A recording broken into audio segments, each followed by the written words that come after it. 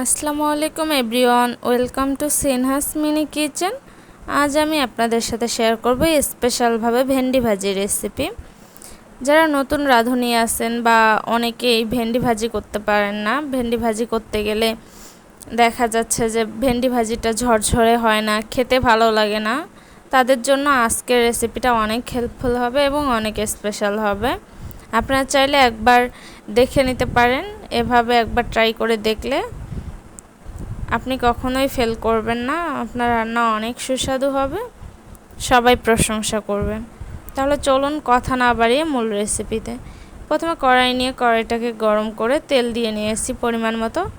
তেলটা গরম হয়ে আসলেই কেটে রাখা পেঁয়াজ এবং রসুনের পেস্ট দিয়ে একটু ভালো করে নেড়ে চেড়ে নিচ্ছি, যেন কাঁচা স্মেলটা না থাকে।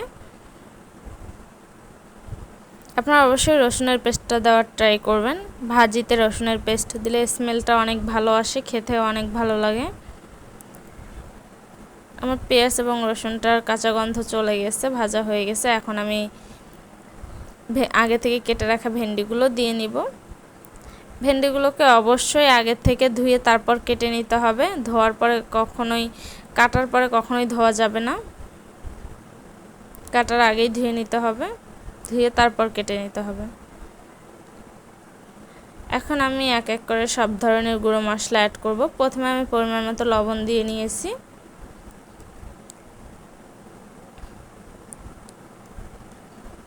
তারপর আমি হলুদ দিয়ে নিব পরিমাণ মতো। হলুদটা সবসময় আপনার ভেন্ডি ভাজিতে কম দেওয়ার ট্রাই করবেন, তাহলে কালারটা চেঞ্জ হয়ে আসবে, দেখতে ভালো লাগবে না। আর যখন হলুদটা কম দিবেন তখন ভেন্ডির যে সবুজ কালারটা সেটা থেকে যাবে, দেখতেও ভালো লাগবে, খেতেও অনেক সুস্বাদু হবে। তারপর পরিমাণ মতো মরিচের গুঁড়া দিয়ে নিব। যে যেরকম ঝাল খেতে পছন্দ করেন সেই অনুযায়ী মরিচের গুঁড়াটা দিয়ে নেবেন। আর স্মেলের জন্য একটু জিরা গুঁড়ো দিয়ে নিব সামান্য, দিয়ে ভালো করে মিক্স করে নিব। আপনারা তো দেখতেই পাচ্ছেন, এভাবে নেড়েচেড়ে মিশিয়ে নিতে হবে।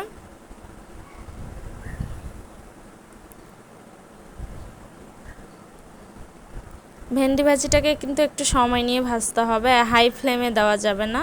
চুলার আঁচটা মিডিয়াম টু লো এর মাঝামাঝি রাখতে হবে। হাইয়ে দিলে পুড়ে যাওয়ার সম্ভাবনা থাকবে, যেহেতু ভেন্ডিটা একটু আঠালো টাইপের হয়।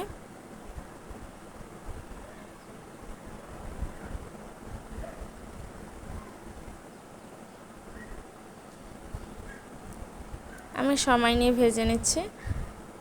এ সময় আপনাদের ভয় পাওয়ার কোনো দরকার নেই যে ভেন্ডিটা কেন আঠালো হচ্ছে বা এরকম হচ্ছে। এটা একসময় নাড়তে নাড়তে একাই ঠিক হয়ে যাবে। যখন ভেন্ডিটা একটু ভাজা হয়ে যাবে তখন একাই ঝরঝরা হয়ে যাবে। একটু সময় নিয়ে ধৈর্য সহকারে শুধু নেড়ে চেড়ে নিতে হবে।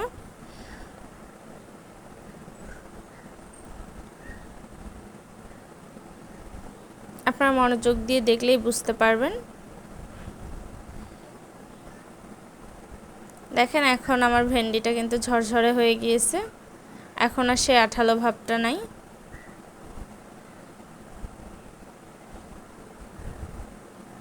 আর একটু সময় নিয়ে ভাজলে আরও ঝরঝরে হয়ে যাবে। এরকম সহজভাবে ঘরোয়া মশলা দিয়ে রান্না দেখতে চাইলে আমার চ্যানেলটিকে সাবস্ক্রাইব করে আমার পাশে থাকবেন, এরকম নতুন নতুন রান্নার ভিডিও পাওয়ার জন্য বা নতুন নতুন রান্না শেখার জন্য। আমি সবসময় আপনাদের সাথে থাকব, ভালো কিছু উপহার দেওয়ার জন্য চেষ্টা করব আমি যেন আপনাদের নতুন নতুন রান্না শেখাতে পারি, বা আমার ভিডিও দেখে যেন আপনারা উপকৃত হতে পারেন। আপনারা দেখেই বুঝতে পারতেছেন আমার ভেন্ডি ভাজির কালারটা কিন্তু সবুজই থেকে গেছে। আমার ভাজিটা প্রায় কমপ্লিট হয়ে আসতেছে, আপনারা দেখেই বুঝতেছেন। কালারটাও কিন্তু অনেক লোভনীয় হচ্ছে।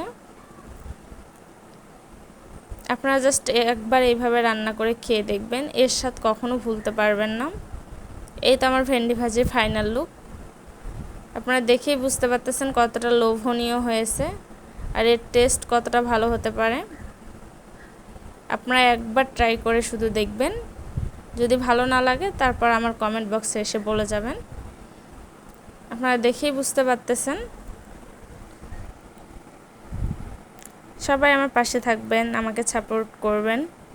আল্লাহ হাফেজ।